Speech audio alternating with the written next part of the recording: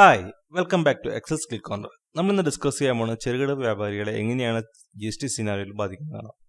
GST സിനാരിയോയിൽ ഇവർക്ക് പ്രത്യേക പരിഗണന കൊടുത്തിട്ടുണ്ട് സർക്കാർ. അതായത് GST നിയമപ്രകാരം ചെറുകിട വ്യാപാരികളെ ഒരു കോമ്പൗണ്ട് സ്കീമിലേക്ക് ഉൾപ്പെടുത്തുന്നുണ്ട്. അതായത് ടാക്സിൻ്റെ ബാധിച്ച കംപ്ലൈൻസ്, അതായത് റിട്ടേൺ ഫയലിങ്ങും അങ്ങനെയുള്ള ഒരുപാട് കാര്യങ്ങൾ ഇവരെ ലഘൂകരിച്ചിട്ടുണ്ട് GST കൺസെപ്റ്റിൽ. അത് എന്തൊക്കെയാണെന്ന് നമുക്ക് കാണാം. ഇവിടെ നമുക്കൊരു ഒരുപാട് സംശയങ്ങളുണ്ട് എല്ലാ കോമ്പോസിറ്റ് ഡീലർക്ക്.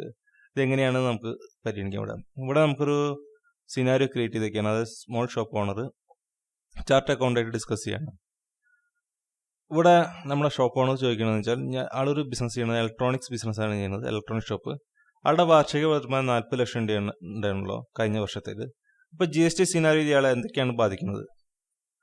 സർക്കാരിൻ്റെ പുതിയ നിയമപ്രകാരം, അതായത് GST സിനാരിയോ നിയമപ്രകാരം ഒരു ഓപ്ഷൻ ഉണ്ട്, കോമ്പൗണ്ട് ചെയ്യാനുള്ള ഓപ്ഷൻ ഉണ്ട്. അതായത് 75 ലക്ഷത്തിന് താഴെയുള്ള എമൗണ്ടുള്ള സപ്ലയർ ആണെങ്കിൽ, അതായത് ഒരു ഷോപ്പ് നടത്തുന്ന ആളാണെങ്കിൽ ആൾക്ക് കോമ്പോസിറ്റ് ഡീലർ ആവാം.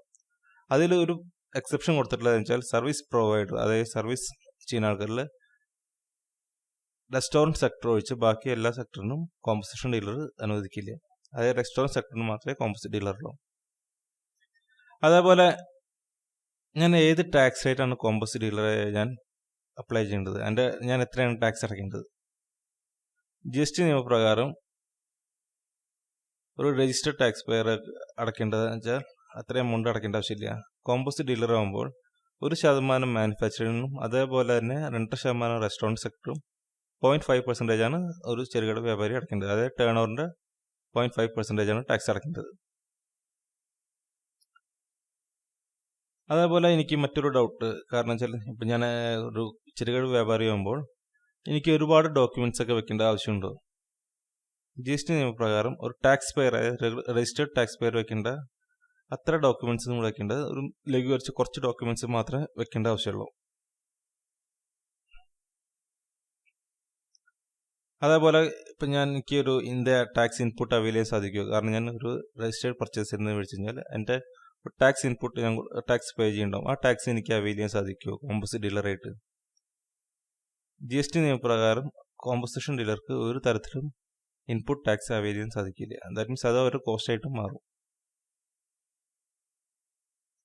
അതേപോലെ തന്നെ എനിക്ക് ടാക്സ് ഇൻവോയ്സ് ഇഷ്യൂ ചെയ്യാൻ സാധിക്കുമോ? അതായത് എനിക്ക് ഏതെങ്കിലും കസ്റ്റമർ ടാക്സ് ഇൻവോയ്സ് ചോദിക്കുകയാണെങ്കിൽ കോമ്പോസിഷൻ ഡീലറായിട്ട് എനിക്കിത് കൊടുക്കാൻ സാധിക്കുമോ?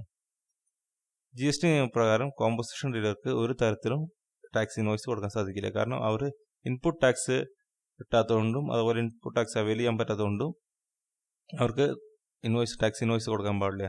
അവർ കൊടുക്കേണ്ട ബിൽ ഓഫ് സപ്ലൈ എന്നൊരു ഡോക്യുമെൻ്റ് മാത്രമാണ് കൊടുക്കേണ്ടത്. അതേപോലെ എനിക്ക് പുറത്ത് സ്റ്റേറ്റിന്, അതായത് മറ്റുള്ള സ്റ്റേറ്റുകളിൽ സാധനം പർച്ചേസ് ചെയ്യാൻ സാധിക്കുമോ? കോമ്പോസിഷൻ ഡീലറായിട്ട് സെയിൽ ചെയ്യാൻ സാധിക്കുമോ? ഇവിടെ കോമ്പോസിറ്റ് നിയമപ്രകാരം കോമ്പോസിഷൻ ഡീലർക്ക് ഒരു തരത്തിലും പുറത്തേക്ക് സെയിൽ ചെയ്യാൻ സാധിക്കില്ല. അതായത് ഇൻഡർസ്റ്റേറ്റ് സപ്ലൈ ചെയ്യാൻ സാധിക്കില്ല.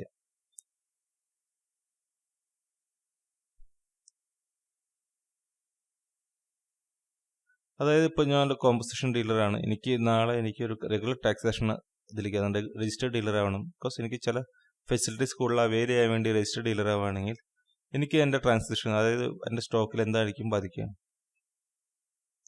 നിങ്ങളിപ്പോൾ രജിസ്റ്റേർഡ് ഡീലർ ആവുകയാണെങ്കിൽ, അതായത് കോമ്പോസിഷൻ സ്കീമിൽ നിങ്ങൾ രജിസ്റ്റേർഡ് ഡീലറിലേക്ക് ആവുകയാണെങ്കിൽ നിങ്ങൾക്ക് എല്ലാ തരത്തിലുള്ള ക്രെഡിറ്റ് നിങ്ങൾക്ക് അവൈൽ ചെയ്യാൻ സാധിക്കും. അതായത് നിങ്ങൾ രജിസ്റ്റേർഡ് ഡീലറിന് മേടിച്ച എല്ലാത്തിൻ്റെ ടാക്സ് ഇൻവോയ്സ് സബ്മിറ്റ് ചെയ്യുകയാണെങ്കിൽ ഇമ്മീഡിയറ്റ്ലി തന്നെ പിറ്റേ ദിവസം തന്നെ നിങ്ങൾക്ക് അതിൻ്റെ ടാക്സ് റെഗുലർ പെയറിലേക്ക് ആവാൻ സാധിക്കും. അതുപോലെ ഏതൊക്കെ റിട്ടേൺസ് ആണ് ഞാൻ ഫയൽ ചെയ്യേണ്ടത്? ടാക്സിബിൾ രജിസ്റ്റർ ചെയ്ത് കഴിഞ്ഞാൽ, കോമ്പോസിറ്റ് സ്കീം ചെയ്ത് കഴിഞ്ഞാൽ എന്ത് റിട്ടേൺ ആണ് ഞാൻ ഫയൽ ചെയ്യേണ്ടത്? കോമ്പോസിഷൻ ഡീലർ ആയി കഴിഞ്ഞാൽ, ദാറ്റ് മീൻസ് ടാക്സിബിൾ പേഴ്സൺ ചെയ്യണ അത്രയും നമ്മൾ ചെയ്യേണ്ട ആവശ്യമില്ല.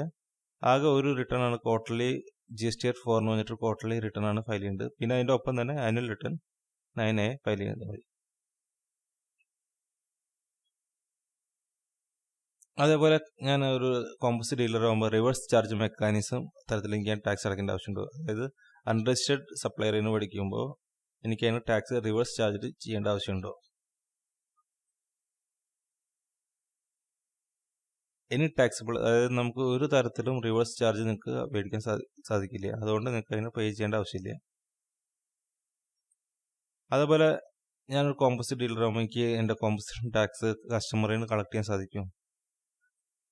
GST നിയമപ്രകാരം ഒരു തരത്തിലും നമുക്ക് കോമ്പോസിഷൻ ഡീലർ ആയി കഴിഞ്ഞാൽ ഒരു തരത്തിലും ടാക്സ് കളക്ട് ചെയ്യാൻ സാധിക്കില്ല നമ്മുടെ കസ്റ്റമറിൽ നിന്ന്.